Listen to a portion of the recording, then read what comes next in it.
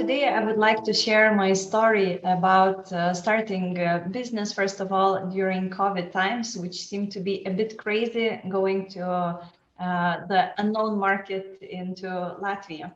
Even though it's exactly today 1 year ago that I visited a BNI chapter in Latvia, in Riga, and the community encouraged and suggested that I should also come with Mini Boss Children Business School for their children in Riga as well. So for some people, they were saying, are you crazy to start a business in Latvia right now during COVID? But I think that the idea why to do it, it's much more important than the other issues. So, however, of course, the pandemics has influenced all the businesses that we own. So it's from recruitment, personnel, rent, also tourism sector, outsourcing services, as well as children business school. Because first of all, the decrease in GDP and decrease of employment rates has as well influenced directly our consumers' power. So it was an issue. Also, the companies faced with digitalization needs to adjust, because as for large enterprises, it has been as well researched that they dealt with the digitalization issues much better, and they implemented the changes quicker.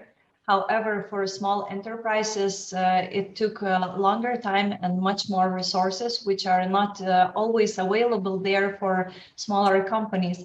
So smaller companies, first of all, they don't get so much of the financing. Therefore, I was very happy to know that especially Lithuanian government helped companies with financing instruments to fight and avoid bankruptcies that much.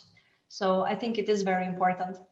The other issue that I noticed that, of course, since Lithuania and Latvia did not have such a decrease in GDP like France, Spain, and Italy did, due to their huge impact on tourism sector.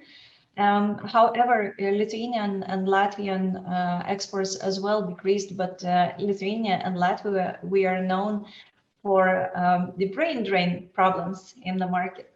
So this situation as well helped us to stop it for a while, because a lot of people stayed here. However, the issues that we are now trying to avoid and think how to solve, they are about how the markets will deal with remote work, because remote work, of course, opens a lot of opportunities for our country residents to work abroad. And this could be another issue in the Baltics. So, yeah. Also, the issue, as I mentioned, digital transformations, what we dealt directly with Mini Boss School, it was, even though, for example, with recruitment and personnel companies, we were working and using digital means to in our processes. However, it's not about only the process itself as organization. However, it's also about the cultural thing. How do we engage the digital trends into our lives? And what I noticed a lot, the same in Lithuania and as well in Latvia, people were struggling to start using technologies for education. And it was not only about the lack of skills that are needed to use one or the other tool, but also about managing time, especially for women, because women are working at home, working remotely, and also managing their children. They're also helping them to attend classes. And, you know, we were joking with our colleagues that some were with the same time talking to the clients with at the other moment they were helping children with music lessons online. So it was kind of a struggle how we were postponing to make all education online. And we had to do it instead of 2-3 years in 2-3 months, sometimes even faster, 2 weeks at best. So I think it is on the one hand bringing a lot of opportunities, because by educating our children now, we can provide them tools to avoid the situations that we currently had. We can train the students in schools with entrepreneurship skills, which is also entrepreneurs are helping to solve the market problems as well, because they are creating innovations, they are solving social problems. So in this case, I think it is what is needed for nowadays. On the other hand, that's again the answer for maybe brain drain issue, because we can teach children access universities and studies online without having them to go to study abroad, and by this remaining within the country and avoiding the leaving, because this is what again family business are struggling with. They want their children to get the best education, they send them to study abroad, but when they need to come back, then that's a problem. They don't want, because they already start creating lives in there.